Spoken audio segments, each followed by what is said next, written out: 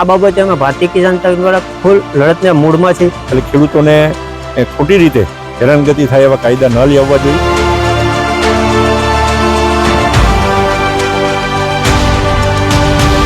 ખેડૂતના ખેતરમાં સિંહો બેઠા જ હોય છે અને અમે પાણી વારીએ છીએ, એટલે કાંઈ એવું નથી।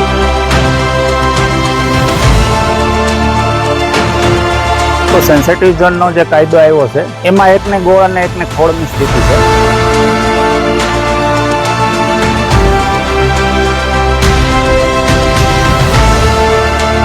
ગીરના 16 સેટલમેન્ટના ગામ હજુ સુધી એને સ્વતંત્રતા મળી નથી, નથી એની પાસે ગ્રામ પંચાયત કે નથી કોઈ સરકારી લાભો મળતા। રાજ્યમાં 3 જિલ્લાઓની અંદર ઇકો સેન્સિટિવ ઝોન જાહેર કરવામાં આવ્યો છે કે જ્યાં લગભગ 1.87 લાખ હેક્ટર જમીન ઇકો સેન્સિટિવ ઝોન આવે છે અને આ 3 જિલ્લાઓની અંદર ગીર સોમનાથ, અમરેલી અને જૂનાગઢનો સમાવેશ થાય છે।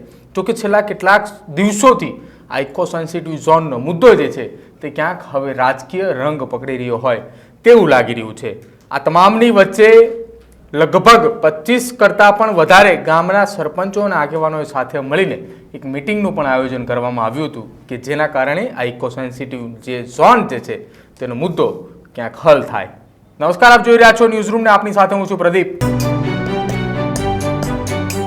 ગીર સોમનાથ જિલ્લાની અંદર ઇકો સેન્સિટિવ ઝોન જે જાહેર કરાયેલો છે તેને લઈને હાલ તો ખેડૂતો અને ત્યાંના સ્થાનિક લોકોમાં રોષ જોવા મળી રહ્યો છે। તેમની એકમાત્ર માંગ છે કે આ ઇકો સેન્સિટિવ ઝોન દૂર કરવામાં આવે। જો કે હવે આ ઇકો સેન્સિટિવ ઝોન મામલે ભારતીય જનતા પાર્ટીના નેતાઓ પણ મેદાને આવ્યા છે। તેમના દ્વારા પણ પત્ર લખીને માંગણી કરવામાં આવી છે કે આ ઇકો સેન્સિટિવ ઝોન દૂર કરવામાં આવે। તેમની એક માંગણી છે કે રાજ્યની અંદર અત્યાર સુધી જે કોઈ પણ જગ્યા ઉપર સિંહના મૃત્યુ થયા છે તે કોઈ પણ જગ્યાએ માનવ સર્જિત મૃત્યુ નથી થયા। ઇકો સેન્સિટિવ ઝોનની અંદર ખેડૂતો દ્વારા કોઈ પણ પ્રકારે સિંહોને અથવા વન્ય પ્રાણીઓને હેરાન પણ નથી કરવામાં આવતા। તો આ પ્રકારની કેમ? જો કે આજે આકોલવાડી ગીર ખાતે ભારતીય કિસાન સંઘની એક મહત્વપૂર્ણ બેઠક યોજાઈ હતી અને આ બેઠકની અંદર ભારતીય કિસાન સંઘના આગેવાનો પણ જોડાયા હતા અને તેમની આગેવાની હેઠળ આગામી રણનીતિ તૈયાર કરવામાં આવી હતી કે આ ઇકો સેન્સિટિવ ઝોન જે છે તેને કેવી રીતે દૂર કરી શકાય। જો કે આ તમામ મામલે આગામી સમયની અંદર જો આ કોઈ પણ એક્શન ન લેવામાં આવે તો આંદોલન કરવાની પણ ચીમકી આપી છે। શું કહ્યું ભારતીય કિસાન સંઘના આગેવાનો દ્વારા એ પણ સાંભળો। ઇકો સેન્સિટિવ ઝોનના કાયદાને લીધે ગીરના ખેડૂતોમાં ભારે વિરોધનો માહોલ અત્યારે જોવા મળી રહ્યો છે। કારણ કે ખેડૂતોને પહેલેથી ખબર છે, કારણ કે ગીરના ખેડૂતો પહેલેથી ફોરેસ્ટ ડિપાર્ટમેન્ટ સાથે સંકળાયેલા છે વર્ષોથી, અને ગીરના ફોરેસ્ટ દ્વારા ખેડૂતોને કેટલા હેરાન કરવામાં આવે છે એ ગીરના ખેડૂતો જાણે છે અને એ જાણતા હતા। અને એમાં પાછો વધારાનો એક કાળો કાયદો ઇકો સેન્સિટિવ ઝોનના નામે સરકાર દ્વારા બેસાડી દેવામાં આવ્યો છે। તો એ બાબતે ગીરના ખેડૂતોમાં ઘણો વિરોધ જોવા મળી રહ્યો છે। એક તો વર્ષો જૂનો, જ્યારથી 2006 વન અધિનિયમ 2006 આવ્યો ત્યારે એમાં એક કાયદો બેસાડવામાં આવ્યો FCA કરી, અને FCA અંતર્ગત કોઈ ખેડૂતને પાણીની પાઇપલાઇન એને વાડીએ લઈ જવી હોય, પોતાના ખેતરમાંથી આ એક ખેતરથી બીજા ખેતર પાણી લઈ જવું હોય, અથવા તો JB નું કનેક્શન જોતું હોય તો પોલ નાખવાની મંજૂરીઓ હોય છે, અને બીજા કોઈ એના વાડીના રસ્તા રિપેરિંગ કરવા માટેની મંજૂરી હોય છે। આવા બધી મંજૂરીઓ એને છેક ભોપાલ સુધી કે કેન્દ્ર ગવર્મેન્ટ સુધી જવું પડે, અને એ પ્રક્રિયા ખૂબ એટલી જટિલ અને ખર્ચાળ છે કે ખેડૂતોને પહોંચાય તેમ નથી।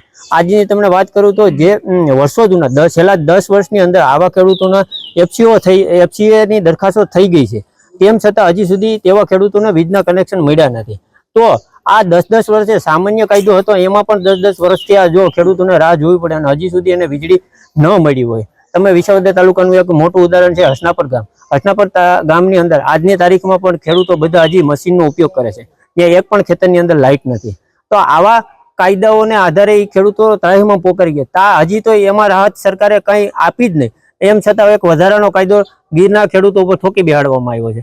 આ બાબતે અમે ભારતીય કિસાન સંઘ દ્વારા ફૂલ લડતના મૂડમાં છીએ કે ભાઈ ખેડૂતો છે એની આધારિત આ જંગલની જે કંઈ વન્ય પ્રાણીઓ છે એની સંરક્ષણ બાબતની વાત છે, તો ત્યારે ખેડૂત છે તો જે એનું સંરક્ષણ વધવાનું છે। ખેતી અને ખેડૂત ન હોય જંગલની અંદર તો એનું સંરક્ષણ વધવાનું નથી।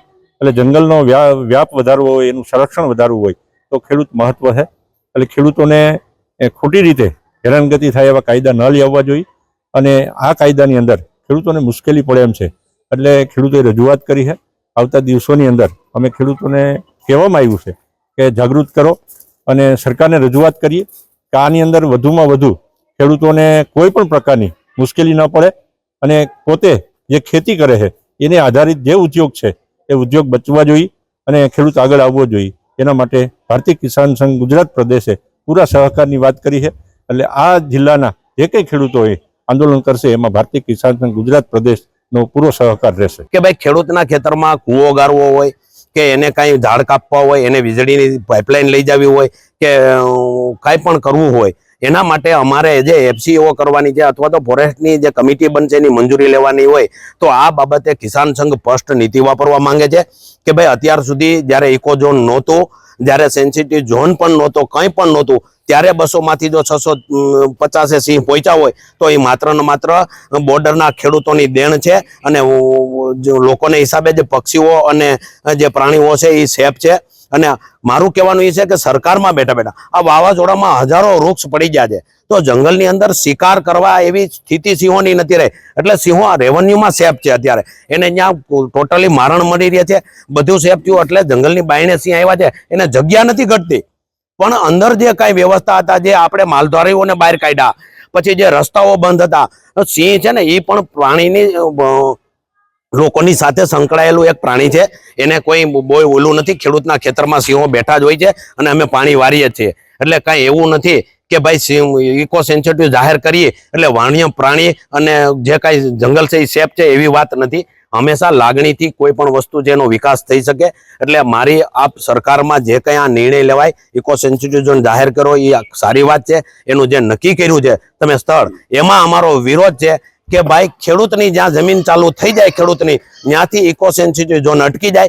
ખેડૂત પોતાના ખેતરની અંદર કોઈ પણ મોલ વાવી શકે. એના ખેતરમાં એક દારમાં પાણી પીતું હોય તો બીજા બોરની અંદર એ બોર કોઈને પૂછ્યા વિના કરી શકે. એમાં પાણી પીતું હોય તો એ વાડી પણ ગાળી શકે.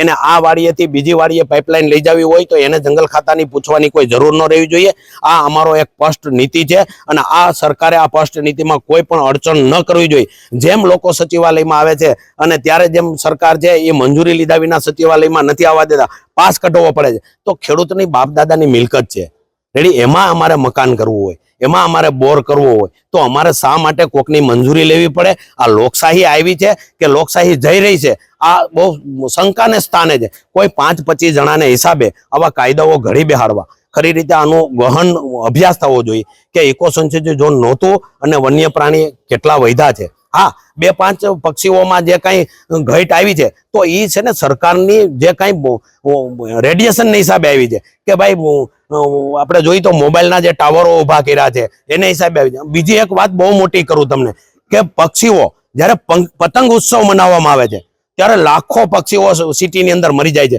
અને એ સરકાર જ આયોજન કરે છે પતંગ ઉત્સવનું. તો ત્યાં કેમ પાબંદી નથી લગાવવામાં આવતી? અને ખેડૂતના ખેતરમાં મને એવું બતાવો કે ખેડૂતોએ પોતાના ખેતરની અંદર કોઈ પણ મોલ વાવ્યો હોય અને ત્યાં પક્ષી આવ્યો હોય ને એને માર્યું હોય, એવો એક દાખલા બતાવો. એટલે આ કોઈ નિયમ એવા ઘડી ન બેસી શકાય.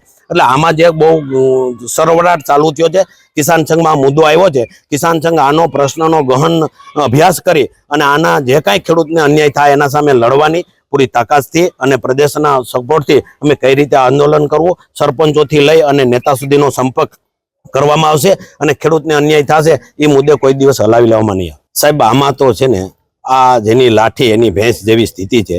હું આજે 2015થી આનો વિરોધ કરતો આવું છું. હવે આપણે જોઈએ તો શાસનથી સત્તાધાર હાલવાની મનાઈ છે. ત્યાં રિલાયન્સના તમને કહું FCA તાર નખાઈ જાય છે, રિલાયન્સના જે કાંઈ થાંભલાઓ છે એના એ નખાઈ જાય છે અને ખેડૂતને હાલવાની મનાઈ કરવામાં આવે છે. એટલે આ વાત એવી છે કે જેની પાસે પૈસા છે એ જંગલની ધાર ઉપર પણ મકાન બનાવી શકે છે અને જેની પાસે પૈસા નથી એ ઇકો સેન્ચુરી ઝોનની બહાર પણ મકાન બનાવી શકે એવી સ્થિતિમાં નથી. 1947માં દેશ આઝાદ થયો ત્યારથી સૌરાષ્ટ્રના એટલે ગીરના 16 સેટલમેન્ટના ગામ હજુ સુધી એને સ્વતંત્રતા મળી નથી. નથી એની પાસે ગ્રામ પંચાયત કે નથી કોઈ સરકારી લાભો મળતા. હજી તો આનંદીબેન પટેલ જ્યારે મુખ્યમંત્રી હતા 2016માં ત્યારે તાલાળાની જાહેર સભામાં એવું કીધેલું કે 16 સેટલમેન્ટના ગામડાને તબદીલ કરવામાં આવશે. હજી સુધી તબદીલ થયા નથી અને 16 સેટલમેન્ટના ગામડાનો પ્રશ્ન હજી ઉકેલાણો નથી. આ નવો કાળો કાયદો ઇકો સેન્સિટિવ ઝોનમાં 3 જિલ્લાના 196 ગામ આમાં સમાવેશ થાય છે. તો હજી ખેડૂતોને ક્યાં લઈ જવા એની ખબર નથી પડતી. જો ઇકો સેન્સિટિવ ઝોન જાહેર કરેલો છે એના બધા જ ગામના 195 ગામનો અમે સંપર્ક કરશું, બધા ગામના સરપંચોને મળશું અને બધા ગામના સરપંચોના લેટરપેડ ઉપર લખીને અમે આંદોલન કરવાની તૈયારી કરી રહ્યા છીએ. ઇકો સેન્સિટિવ ઝોનનો જે કાયદો આવ્યો છે એમાં એકને ગોળ અને એકને ખોળની સ્થિતિ છે કે પૂંજીપતિ એટલે કે જે સાવકાર માણસો છે, ધનિષ્ઠ માણસો છે, એને ઘણી બધી છૂટછાટ આપી દીધી.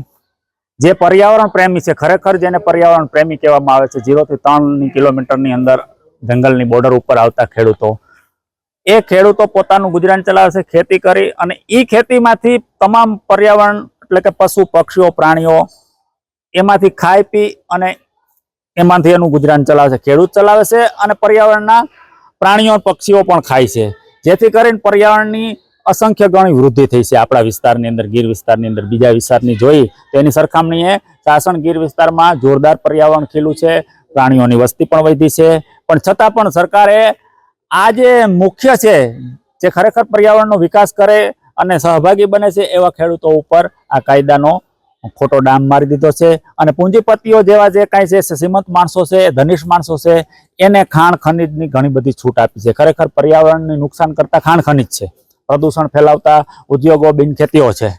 તો આવા બધા શ્રીમંત માણસો માટે પ્રોત્સાહિત કરી અને સરકાર નાના માણસોને પતન થઈ જાય, કે જે આવનારા સમયની અંદર કદાચ એવું પણ બને કે ગીરના ખેડૂતો પલાયન પણ થઈ જાય. શું તૈયારી ખેડૂતોની અત્યારે તૈયારી છે કે અમે ખેડૂતોની અંદર બોર્ડરના ખેડૂતોને ગામડે ગામડે જઈ કિસાન સંઘ દ્વારા આ થોડીક જાગૃતતા આપશું, અને સરપંચો દ્વારા અમે એને વાંધા અરજી સરકારને આપી શકીએ, આવા અમે સૂચનો તૈયાર કરવાના છીએ. તાલાલાના આકોલવાડી ગીર ખાતે યોજાયેલી આ ભારતીય કિસાન સંઘની બેઠકની અંદર નક્કી કરવામાં આવ્યું છે કે આગામી સમયની અંદર ઇકો સેન્સિટિવ ઝોન મામલે ગામે ગામથી લઈને છેક સંસદ સુધી આંદોલન કરવા માટેની તૈયારી તેમને ધરી દીધી છે. જો કે આ સમગ્ર મામલે ભારતીય કિસાન સંઘની આગેવાનીમાં આંદોલન કરવામાં આવશે તેવી પણ તેમને તૈયારી હાથ ધરવામાં આવી છે. જો કે આ ઇકો સેન્સિટિવ ઝોન મામલે જે રાજકારણ થઈ રહ્યું છે અથવા જે ખેડૂતોની માંગ છે તેને લઈને આપ શું કહેવા માંગો છો, અમારા કોમેન્ટ બોક્સની અંદર જરૂર જણાવજો. અમારી ચેનલ ન્યૂઝ રૂમને આજે જ લાઈક કરજો, શેર કરજો અને સબસ્ક્રાઇબ કરજો.